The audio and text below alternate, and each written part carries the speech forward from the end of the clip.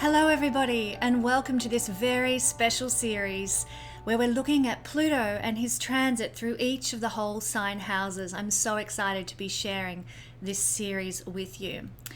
If you like this video, then please like, share and subscribe to my channel. And if you would like to study astrology further and in depth with me and even gain a certification if you desire, then please consider joining my classes at the Royal Stars Academy. The link is in the description below. Now, on the 23rd of March 2023, which is ahead in time at the moment that I am recording this, but maybe you're watching this after that has occurred, Pluto will make his first foray into the sign of Aquarius since he was last there in 1781. Now, it's been a long time between Aquarian transits for the little planet Pluto. As such, I thought it would be a good time to talk about Pluto changing signs and what it will mean for everyone depending on your rising sign in whole sign astrology. So this video series will be applicable whenever Pluto changes signs in the future. But as I'm recording this in the run-up to Pluto in Aquarius in 2023, it's very pertinent to us now and will be pertinent to us for almost 20 years as Pluto moves through this sign, the sign of Aquarius. Now, Pluto is an unusual planet in astrology and also in astronomy. So for a start, he has an elliptical orbit, which means that he spends different lengths of time in each zodiac sign. I'm going to talk about the lengths of time a little later in this introduction. But check out this diagram of Pluto's orbit and you'll see how different it is to all the other planets in the solar system.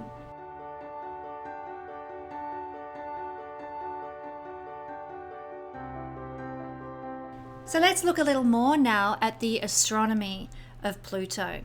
So although astronomically it's classified as a dwarf planet, in astrology we all know that Pluto packs a massive punch, but more on the astrology of Pluto a little bit later. However, just because an object is small and because an object is far away doesn't mean that it's not powerful. Pluto is atomically powerful, and anyone who's familiar with astrology will know that he is really punchy. So our moon, Luna, it weighs 6 times as much as Pluto does. It's more hefty in that sense. First little tidbit of information astronomically about Pluto. We realize that he is a small object at the far reaches of the solar system. It's quite amazing that we know of his existence, actually, especially as our moon is more weighty than he is. It takes 248 years for Pluto to do a complete cycle around the sun. And Pluto's average surface temperature is a very chilly minus 230 degrees Celsius. It actually feels like that today where I am as I'm recording this in the middle of winter. Minus 280 degrees Celsius is actually minus 382 degrees Fahrenheit. So you can imagine, wherever you are in the world, how cold that actually is. Not surprising considering Pluto is at the far reaches of the solar system, a long way from the sun. Now, Pluto has 5 known moons and is classified, as I said, as one of the dwarf planets, along with Eris, who is the largest of the dwarf planets, but also Haumea, Makemake, and Ceres. They're the other dwarf planets that we know of. Now, Pluto was discovered in 1930 by the American astronomer Clyde Tombaugh, and in fact, there's we'll talk about this in a minute, but there is a glacier on Pluto that they've named after the man who discovered Pluto. And Pluto resides in the Kuiper belt at the very edge of the solar system beyond Neptune. And the name Pluto was actually suggested by a young 11-year-old child named Venetia Burney, and she was a mythology lover. So contrary to popular opinion, she didn't name Pluto after the Disney dog. In fact, the naming of the Disney dog came not long after the naming of the tiny planet, who was named after Pluto in ancient mythology. And we're going to talk about that very soon. One thing that fascinates me about Pluto is that when the shuttle, the New Horizons shuttle, went past Pluto in 2015, it took some photos as it passed by this tiny planet. Once again, check out these photos.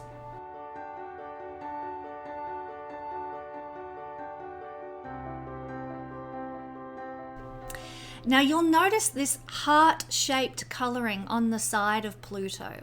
I find this fascinating. Well, this is a glacier named after the discoverer of Pluto, and it's a glacier of frozen nitrogen. Now, due to the heat or the temperature below the surface of this glacier, this heart shape slowly churns over the course of millennia. So it changes over the course of millennia. And scientists believe that the glacial churning is ice continually refreshing itself, which is why the glacier actually shows no signs of craterial impact. You know, like there's moons, Pluto has 5 moons, and they all show evidence of having been hit by, having craters because they've been hit by asteroids and things like that. This glacier has no evidence of that because of this churning that refreshes it. Keep that in mind. Keep the word refreshing in mind because it correlates as above, so below to how we understand Pluto in astrology.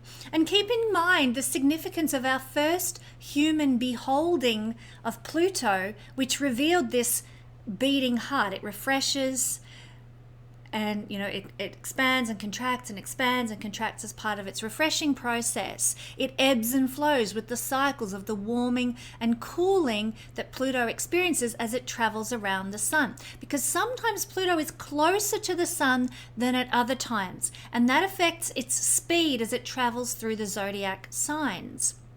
So, in essence, Pluto's temperature ebbs and flows, which causes this heart to ebb and flow as it refreshes its cycle. It's the beating heart of Pluto. This is very important to remember when we come to talk about the astrology shortly. Now, scientists also believe that when Pluto was a very young planet, it probably contained a H2O ocean, a water ocean. In fact, it's also likely to have some sort of water in an oceanic form still in existence underneath its icy crust. But of course, we haven't landed on Pluto to determine that. We're only surmising. So it's a planet of mysteries astronomically that are slowly but surely being revealed to all of humanity. And I find all these discoveries to be very exciting, especially when we see the world through the lens of the as above, so below Hermetic principle. What about the mythology of Pluto? Well, Pluto was in mythology the son of the Titan god Saturn, and he was one of 3 brothers and 3 sisters, and 2 of the brothers and the 3 sisters were eaten by Saturn or Kronos, and these gods that were eaten, these brothers and sisters that were eaten, were known collectively as the Olympians, and they were vomited up when they were rescued by their heroic brother and king of the gods, Jupiter. And I talked about the mythology of Jupiter in my series on Jupiter transiting through all the houses, if you want to check that out. But Pluto is one of these 3 supreme male deities of the ancient Olympian Parthenon, along with his siblings, Jupiter, Neptune, Pluto, they were the masculine ones, and his sisters, Juno, Vesta, and Ceres, the 6 of them.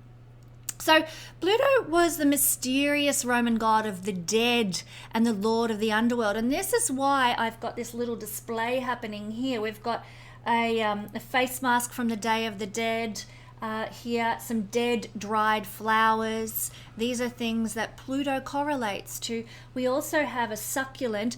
Pluto rules succulents and cactuses. We're going to talk more about what Pluto rules shortly, but I just thought I'd explain why I've got that little display beside me to symbolize Pluto.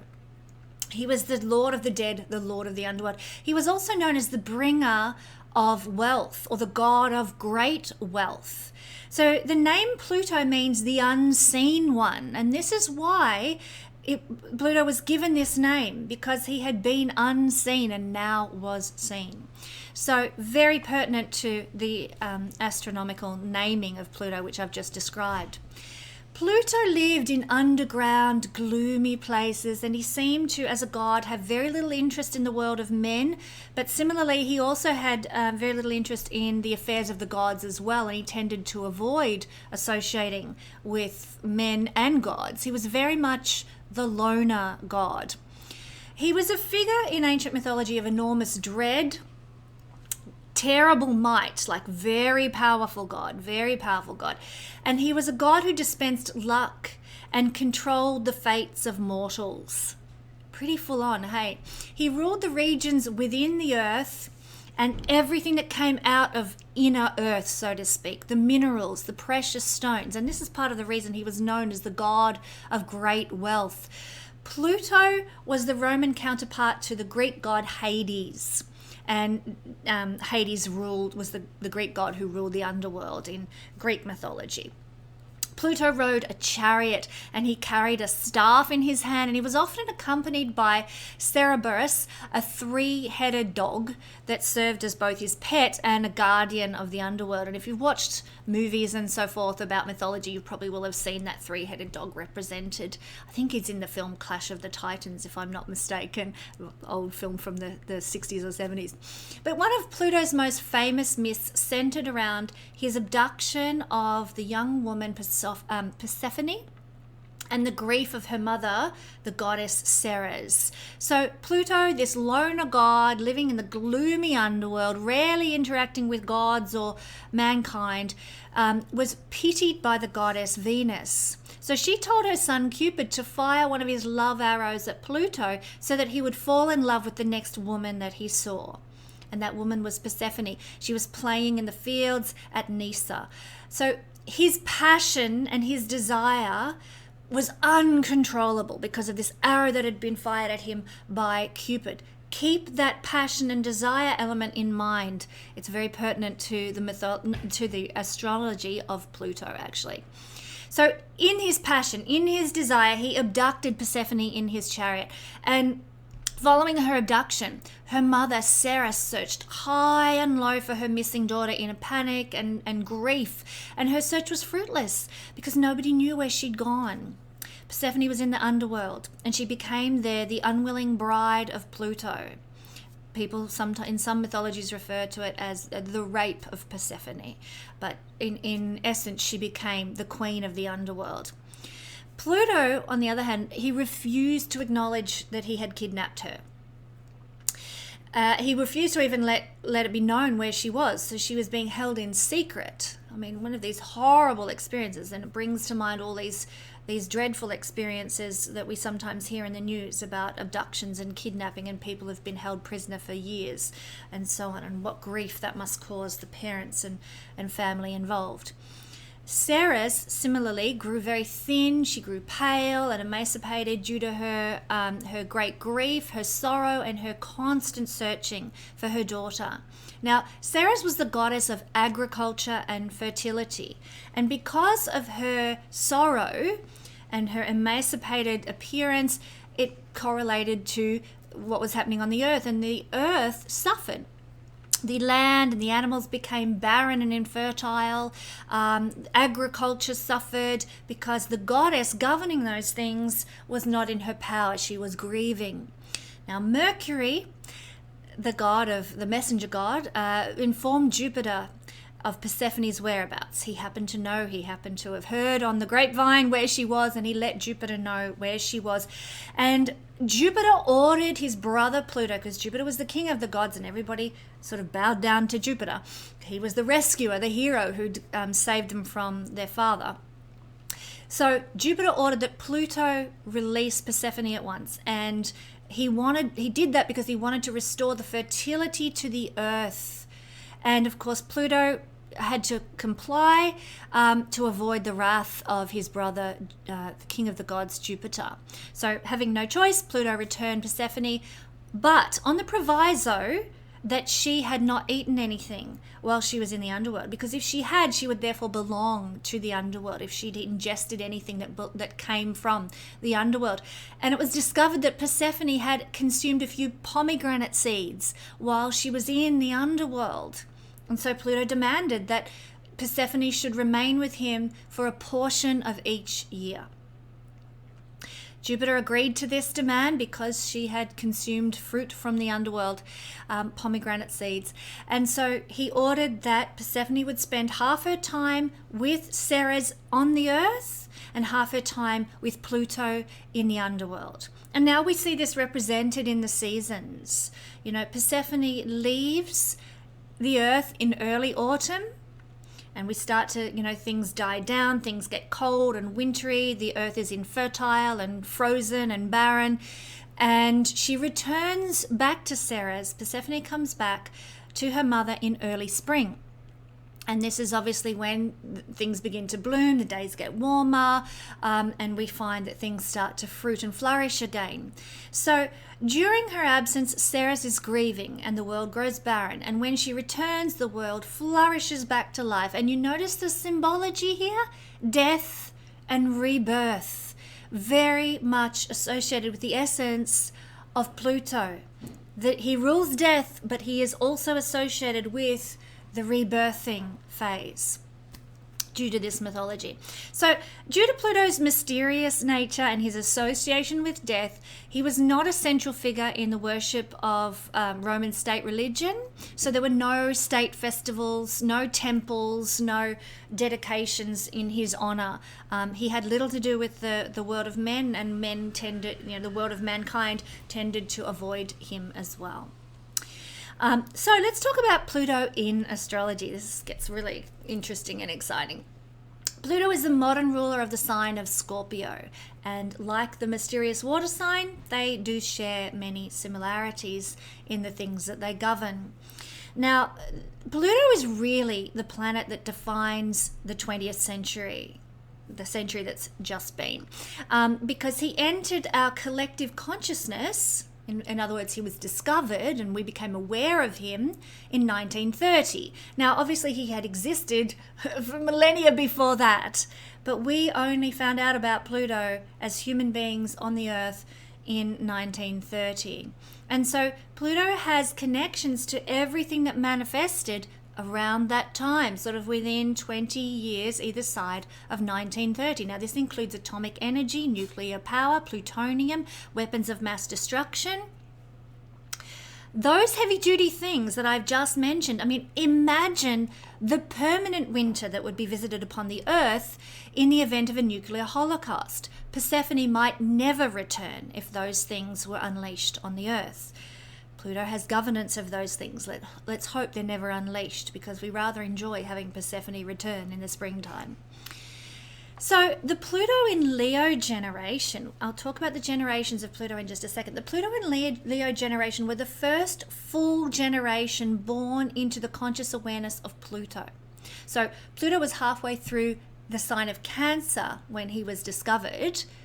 And so by the time the Pluto and Leo generation, the baby boomers, were being born, everybody knew about Pluto. He was in full conscious awareness. So the Pluto and Leo generation, all of them, everyone born with Pluto and Leo, hold this awareness and their consciousness and their human state of Pluto and his amazing power, amazing and terrifying power. And it's really interesting to me to observe what's going on in the world now in 2022 as I'm recording this, that it's the Pluto and Leo generation that are holding the power of Pluto in their hands. And the eventuality of whether we go into a nuclear winter or not is in the hands of the leaders of our day and age, which, for better or worse, are the Pluto in Leo generation. So Pluto is the planet that defines the generations. Let me go through the examples. And as I do this, you'll see how Pluto spends different lengths of time in different signs because he has this very strange orbit. So Pluto was in Leo from 1937 to 1956. He was 19 years in the sign of Leo. This is the baby boomer generation. Pluto was in Virgo from 1956 to 1971. 15 years. You can see it's getting less. 15 years in the sign of Virgo. This is the Generation X or the group 1, if you like, of Generation X. And then Pluto was in Libra from 1971 to 1983, 13 years in this sign. It's getting less again. This was group 2 of Generation X, because some people in this generation classify themselves as Generation X. But I have read that this generation is also known as the Xennials, Xennials, the Xennials. Then Pluto was in Scorpio from 1983 to 1985. Only 12 years in the sign of Scorpio. This is where Pluto spends his shortest length of time, in the sign of Scorpio. And this is Gen Y, the millennials, Pluto and Scorpio generation. I'm excited by this generation because it's this generation, Gen Y, the millennials, and because they are born with Pluto in Scorpio, the sign that Pluto rules, they are waking the world up to the power of astrology and the occult again. And they're very intense. They're a very intense generation. We'll find out why, because as we go along here, because Pluto is a very intense planet, powerful people, powerful generation, powerful planet in a very powerful position. So this generation are going to be the movers and shakers. They're going to be the ones who change the world and hopefully regenerate the world and bring the springtime back to the world from what has been stolen, which I believe has been stolen over the last 80 years or so. And we're getting up to sort of 90 to 100 years since Pluto has been discovered. So very interesting generation to keep an eye on. The Pluto in Sagittarius generation goes from 1995 to 2008. Pluto was 13 years in this sign. This is Generation Z. Pluto in Capricorn. Pluto spent 15 years in the sign of Capricorn from 2008 to 2023. Now we're coming to the conclusion of the Pluto in Capricorn years, and it has been said that this is known as Generation Alpha, this particular generation. Then from 2023 to 2043, Pluto is going to be in Aquarius. And this is going to be 20 years in this sign. A new generation will begin in 2023. Pluto will then be in Pisces from 2043 to 2068, 25 years in the sign of Pisces. He's going to be 29 years in the sign of Aries, which is going to last from 2068 to 2097. Then he's going to move into Taurus for 33 years. And you know, Taurus sits opposite Scorpio. This is where Pluto spends the longest duration, 33 years in the sign of Taurus, from 2097 to 2130. 2130 is when that period, that generation, is going to end. And then we will have Pluto in Gemini. That's going to be for 30 years. Now the length of time in a sign starts to decrease. This is going to last from 2130 to 2160, 30 years in the sign of Gemini. And then Pluto in Cancer from 2160 to 2186, 26 years in the sign of Cancer. And then we're back to Pluto in Leo all over again.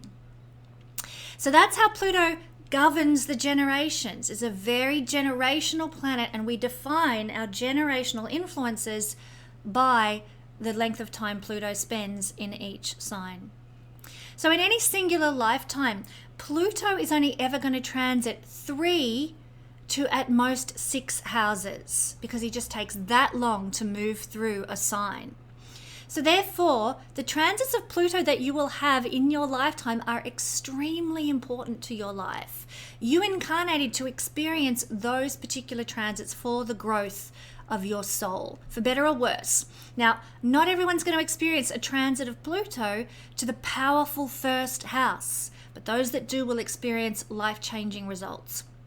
Not everyone's going to experience a transit of Pluto to the 10th house, but those that do are likely to go through a powerful change in how they are perceived by the world at large. Not everyone's going to go through a Pluto transit to the 3rd house, but those that do will experience extraordinary up-leveling of intuition and communicative skills. So wherever Pluto is making his transits over the course of your lifetime, is just what your soul needs for your growth. So Pluto is the expression, this is what Pluto rules in astrology, what he's all about in astrology. He is power and powerful people, control, hidden realms, anything that's taboo, anything that brings a crisis into our life. Nuclear holocaust, big time crisis, that's Pluto. You know, any type of crisis is a Pluto event. Pluto also has to do with purging in our life, releasing, letting go of, excreting and getting rid of things. That's Pluto. Pluto also rules renewal. Hence we have that mythology of the renewal of the springtime after the winter. Death and rebirth, renewal, transformation. Big mythology of change, you know, winter to spring, that transformation from cold to warmth, from death to life. Pluto rules those things. Anything in life that brings a transformation is from Pluto, or considered a Plutonian experience. Pluto rules rebirthing, regeneration, renovation. He brings hidden things that are secret, out into the light. Remember his name and the meaning of his name, that which is hidden. And then he's been discovered in our lifetime. We have brung the hidden things into the light. Pluto rules, or has to do with having incredible ambition, second to none. People with Pluto strong in their chart, on the ascendant or conjunct with the sun or the moon, maybe on the midheaven as well. People who have Pluto strong in their chart are the masters of ambition, the masters of hustle. They get things done. They make it happen, because that's what Pluto's all about. In a sense, Pluto is a bit like Jupiter. Jupiter amplifies in astrology whatever it connects with, or wherever it sits in a horoscope. Jupiter makes it bigger, larger, bigger than life. However, rather than amplification, Pluto, because amplification is Jupiter, Pluto tends to give tremendous power to wherever it sits in life. For example, Pluto in a conjunction with Venus gives powerful desires and powerful passions. Just like in the mythology, when Venus told her son to fire the arrow at Pluto, what did it give to Pluto? Powerful desire, powerful passion. Same deal in astrology. When Venus and Pluto are sitting together in the chart, powerful desire, powerful passion present in your life. When Pluto sits with the sun, you get a powerful ego, a powerful sense of identity. Wherever Pluto sits, whatever planet it sits with, whatever house it's in, it's going to empower that realm of our life. So there's tremendous intensity wherever Pluto sits in a chart.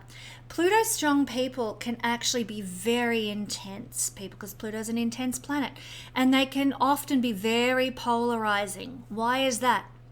Well, we are at one end of the solar system, sitting up near the sun, getting nice and warm. Where's the other end? The polaric opposite, Pluto, right out in the Kuiper Belt. Pluto can be polarizing. We either love Pluto people, or they turn us right off and we want to have nothing to do with them. Madonna has Pluto in her first house, those who are familiar with the singer Madonna from the 80s and early 90s. And I always found her to be one of the most polarizing celebrities. I couldn't understand why everybody liked her so much. Okay, her music was fine and everything, but as a person, I just found her completely off-putting. And that's my opinion, which I'm entitled to. You're entitled to yours. But she has Pluto in her first house. And people either loved her to bits, or they just were like, what the? No way.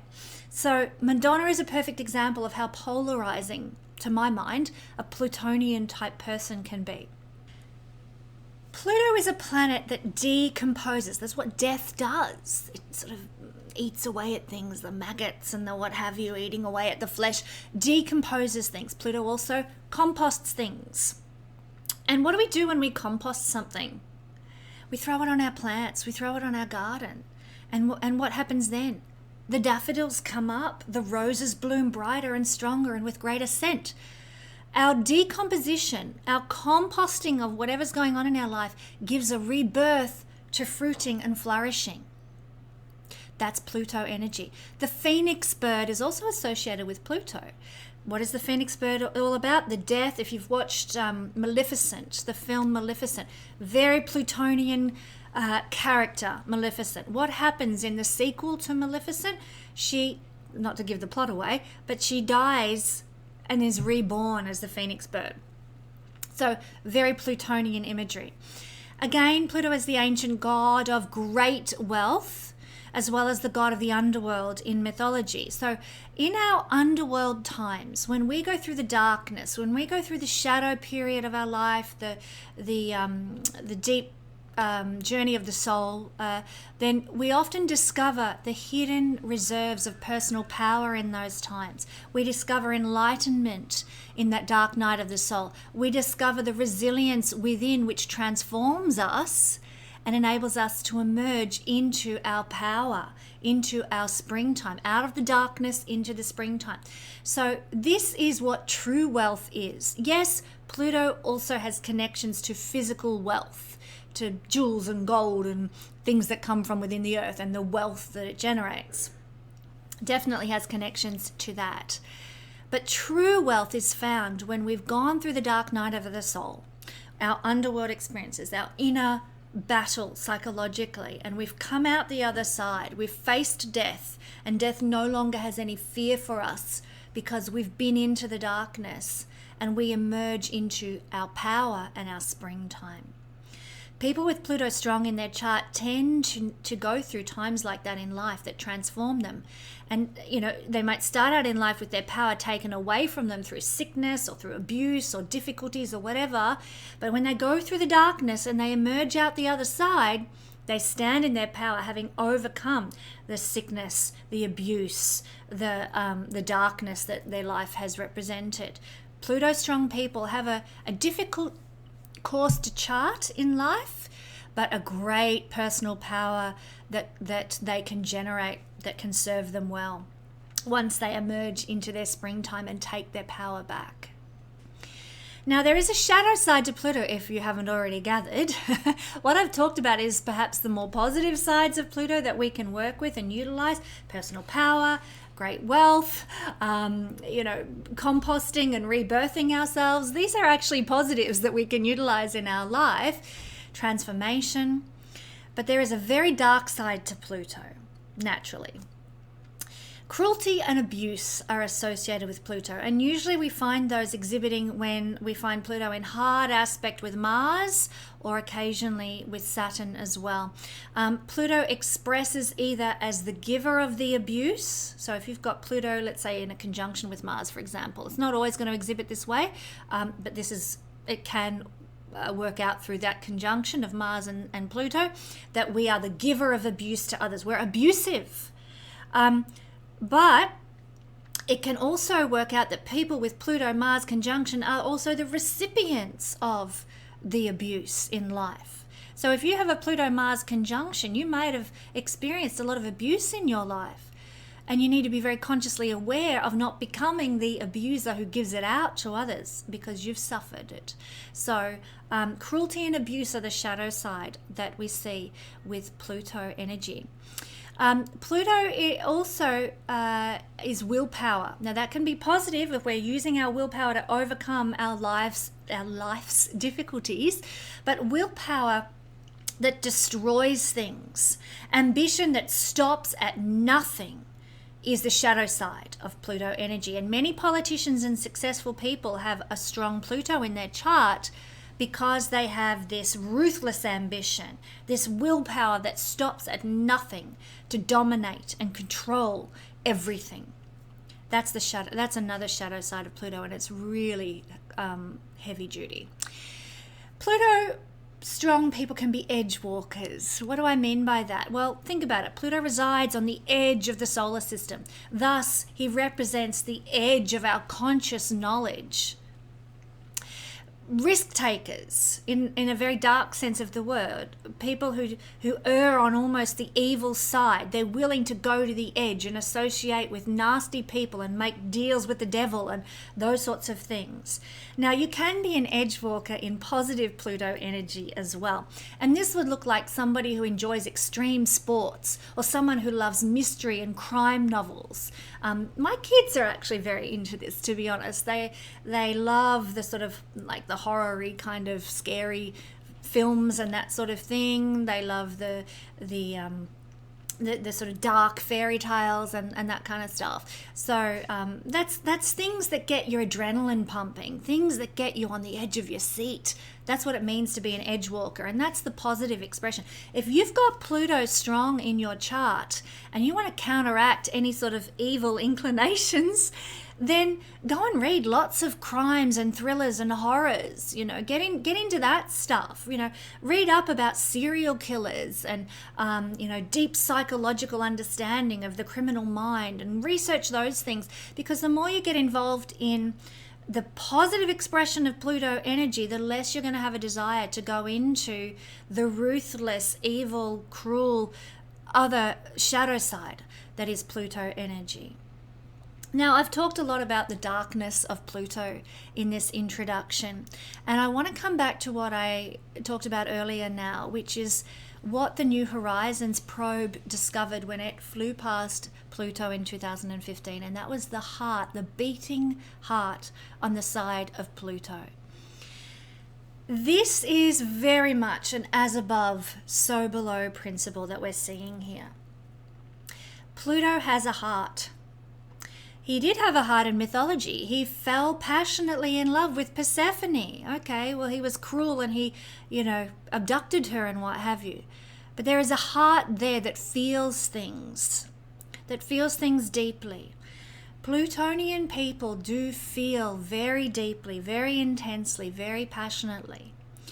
This heart on the side of Pluto should represent to us the passion that is available to us. We all have Pluto somewhere in the chart. We all have passions and desires in relation to something in our life. And it is okay to honor those things, heart-centered. And I want to just bring to light the awareness that often when we go through our shadow experiences, our darkness, our, the evil side of who we are, or we're in a state of melancholy and depression and deep struggle with life, we're in our underworld phase. Just know, if you're going through that at the moment, if you're experiencing fear or trauma of some sort, that you have the ability within you to regenerate and rebirth and come back with a strong heart that is capable of loving again, that is capable of experiencing and feeling once more good things in the sunshine and the springtime. Pluto has a heart. There is gold in the underworld experiences that you have, and there is a renewal in the underworld experiences that you go through, and we all go through them. There is also love at the core of what Pluto does in our life. Why? Because Pluto really does want to heal us, because he loves us. A couple of my girlfriends and I have had many discussions, my astrologically minded girlfriends have had many discussions about Pluto. A number of my highly intuitive girlfriends believe that Pluto is actually a feminine planet. Now, he was an ancient god of masculine quality, but there is also something deeply, passionately feminine, and Pluto rules a feminine sign, Scorpio. I'm not here to get into a debate about whether or not Pluto is a masculine or feminine planet or energy. That's something that you're welcome to do in the discussion comments section. But I do want people to keep in mind that Pluto has a heart, that there is a purpose to your underworld experiences. And if you see your difficult experiences in life as a chance to renew yourself and discover the gold and the strength within you, the power that is within you, then you will come out victorious. there is purpose to Pluto difficulties. That said, Pluto in Karmic astrology is one of the most powerful planets. He is the planet of trauma and the trauma of our past lives. He represents that in the chart, where our traumas in past lives have come from. Plus, he also represents the antidote to our trauma, the healing of our trauma, the renewal of ourselves after our karmic darkness. So if you're interested in karmic astrology, then do come study with me at the Royal Stars Academy. We will be exploring Pluto karma in greater depth in the courses that I offer there. So just to briefly sum up with a few things that Pluto rules, like I said, succulents and cactus, dead things, festivals that have to do with death and rebirth. Pluto rules blowflies. Pluto rules toilets and plumbing. Pluto rules poisonous animals, abduction, obviously. Pluto rules cesspools. Pluto rules sex organs. Pluto rules the subconscious workings of the mind and the body. Pluto rules bombs. Pluto rules Godivas, catacombs, cemeteries.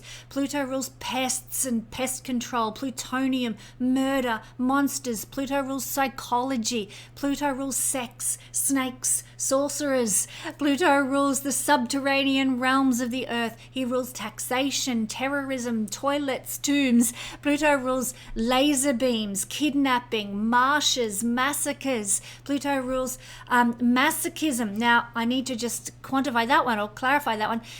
Pluto rules masochism in the sense of cruelty to others. That's the Plutonian side of masochism. Neptune also has associations with masochism in the sense that Neptune rules the self-debasement aspect of masochism. Okay, just to make clear that one.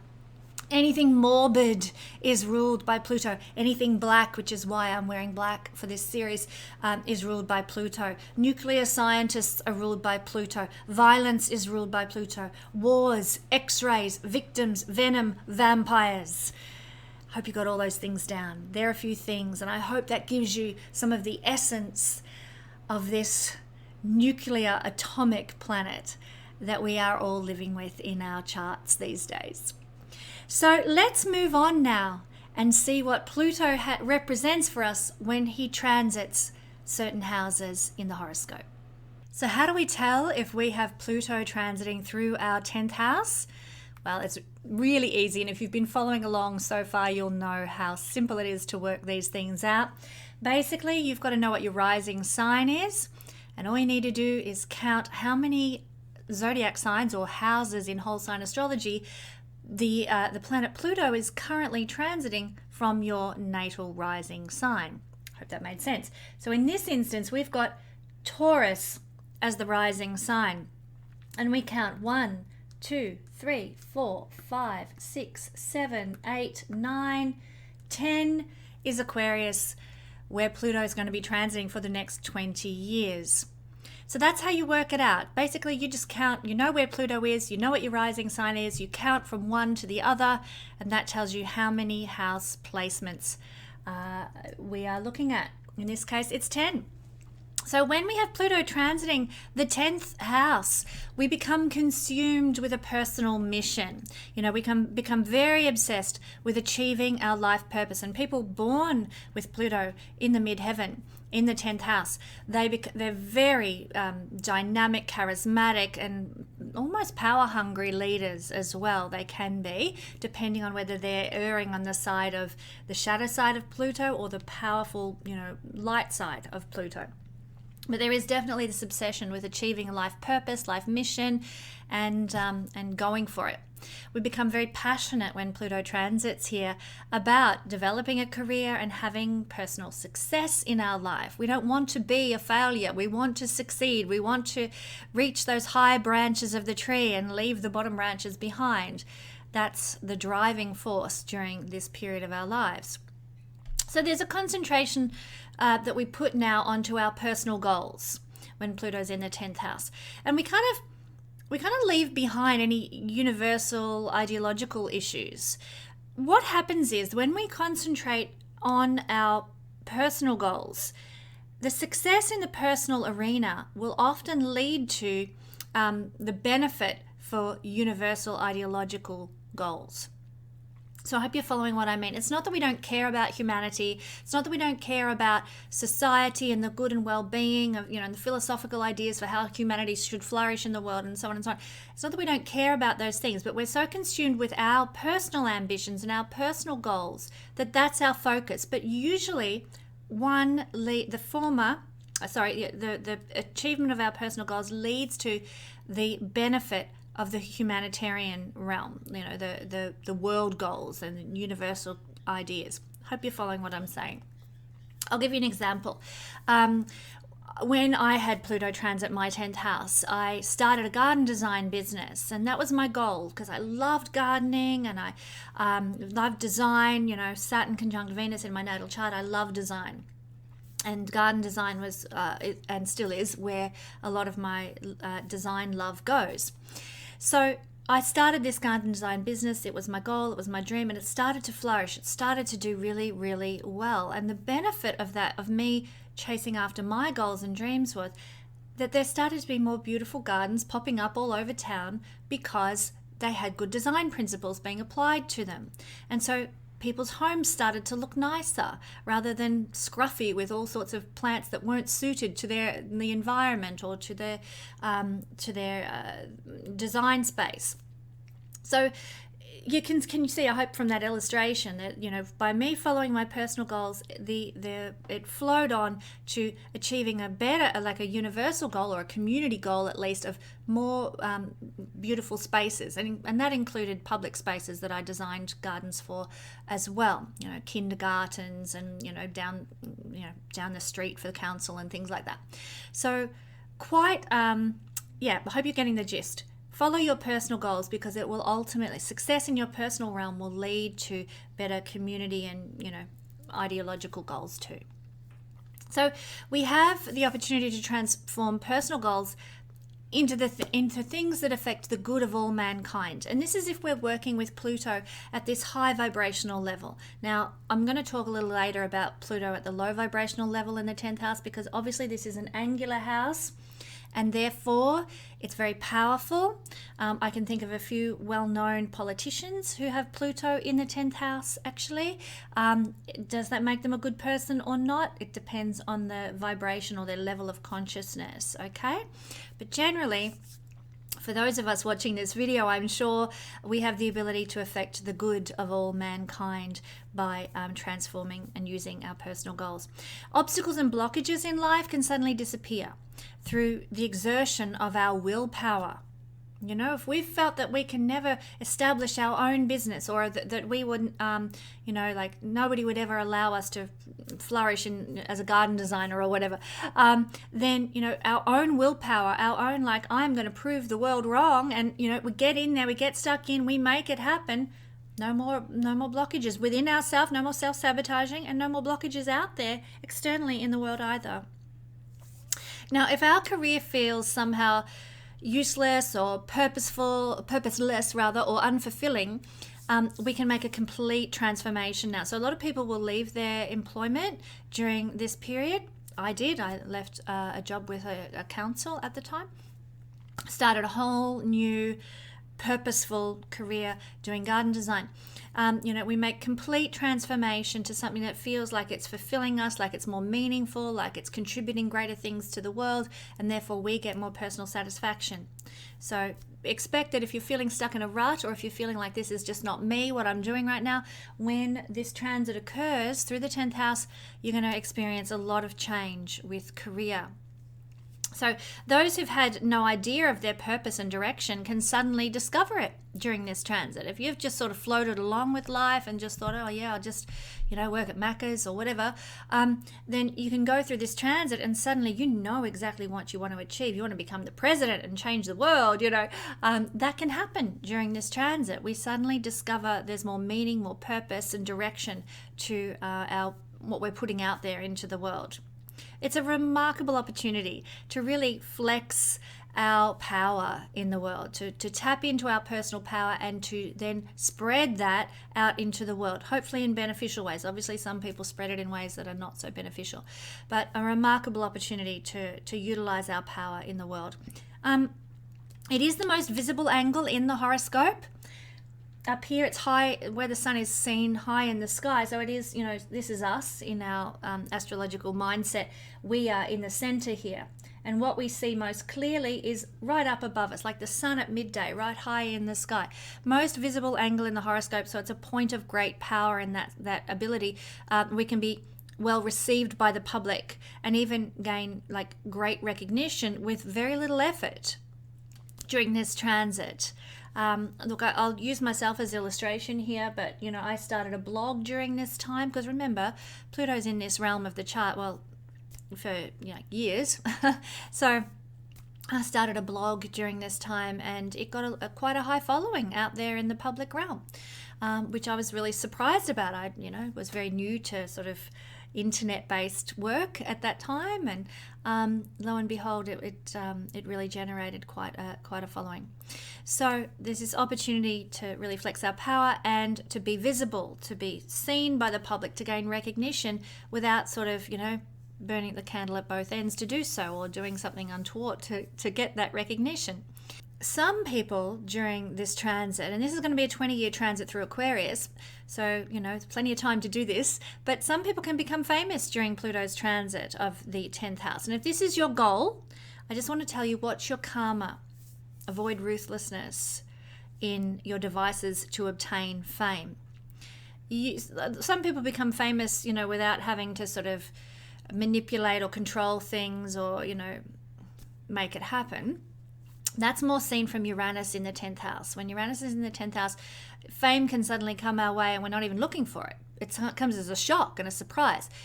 Pluto moving through this realm, it knows what it wants. There's no lack of clarity about this. This is the goal, this is the ambition, I'm going for it, I'm going to be famous. And so a lot of people do achieve fame, but what has their motivation been? Have they been ruthless? Have they manipulated others? Have they used others? Have they climbed all over other people to get where they want to go? Morals and ethics, when it comes to Pluto, they're hugely important. Because Pluto is a phenomenally karmic planet, and if you don't function in that higher vibrational energy, your karma might not be that stellar. You might have a lot of suffering in your next life if you have used sort of underhanded devices to obtain what you want, where you've hurt other people, wounded other people, crushed other people, destroyed other people. I wouldn't want to be in your shoes with your karmic repercussions if that's the case. So go for the fame, but do it in ethical ways where the motivations are pure.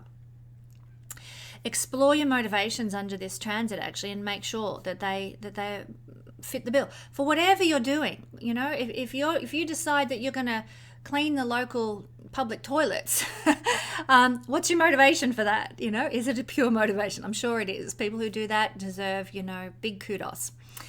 But if you decide you're going to be the next president or the next prime minister, well, what's your motivation for that? Is there a ruthless motivation at heart? Explore those things. Some people can actually feel or experience rather a public fall from grace or the destruction of a career. Now, if that happens, not everybody will experience that, but if it does happen, the reason it happens is that it's designed to help you transform yourself and your life. Remember, Pluto is the energy of the phoenix rising from the ashes, or going into the underworld and being reborn. We've talked about all this sort of thing. So the underworld experience with Pluto here in the 10th house could be, a crushing blow to your reputation or a loss of a career. And if that's what happens, remember, okay, I'm being transformed through this. I'm going to rise from the ashes and change my life. I'm going to change my career. I'm going to change my reputation and emerge out the other side. Now, I'll use myself. I left a job as a town planner with local council due to an incident with an employer, a boss who was behaving in a very Plutonian manner, bullying, caused a lot of trouble to a lot of people, but particularly to me. And so it wasn't so much that I destroyed my reputation or I destroyed my career. This revolting boss, like seriously, he was a piece of work, destroyed my career and and I left to go and at that point I left to go and have children. Part of the reason was to have children because I'd wanted to, but also to get away from this person. So it was destroyed. But what came out of that was that I rose up with my garden design business while I was a mum at home, and it flourished and it blossomed and it went really well. So yes, there was a destruction of my original career at that time. I wouldn't say exactly a fall from grace, but it was very traumatic, which is a Pluto energy. And what came out of it was the rising into something new, a transformative experience that was far better, quite frankly. So if you lose a career during this time, if you lose your reputation during this time, trust that the good is going to come out of it. The universe has your back and you will rise from the ashes and come back better. So establishing businesses is actually supported during Pluto's transit of the 10th house. As I've said, I established a garden design business during this time and it went beautifully. We can actually be more flexible in our professional life, and if we are, with Pluto in the 10th house, if we are more flexible, then it can actually lead to more power and more success. Now, if I had moped about, losing my career with town planning, if I had been, bitter and cynical about life and about, my circumstances and what have you, then I probably wouldn't have risen up and flourished. But I was very flexible. I saw it as an opportunity to establish something new, to take my life in a new direction. I was quite excited about it. I thought I'll have a stab in the dark, jump in the deep end kind of thing, take a risk. Really paid off. So the more flexible you can be, the more power and success you can generate and bring into your life. So feelings, emotions, and passions tend to be behind our life choices now, rather than bare logic. I could have stayed as a town planner, suffering under this insufferable man, and just endured it, which may to many have been a logical choice, but I chose to feel my emotions and make my decision about, I'm hurt by this guy, why would I want to work with this person, going forward into the future. And so my feelings, I'm a Pisces, very sensitive person, my feelings and emotions helped inform my decision to take my life in a different direction. So, and just to round out that story, I did go back to town planning a little later on in life once I got my master's degree, and really gave that person the bird through creating my own success in life in that career realm. So yes, life can come full circle. But yes, so feelings and emotions will drive our choices, and they can guide us. So listen to your instincts, listen to your gut, listen to what your heart is telling you career-wise during this time.